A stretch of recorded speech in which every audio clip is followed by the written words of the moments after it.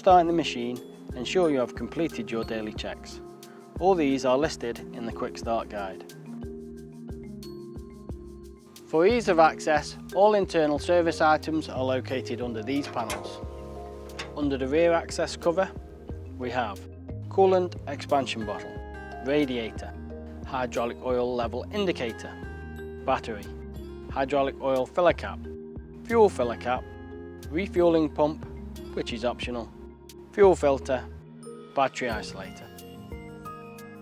Under the right hand access cover we have air filter, washer bottle, engine oil dipstick.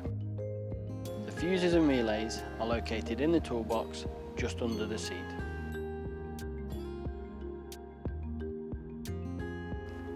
And that's how to understand the 4 to 6 tonne midi excavator range.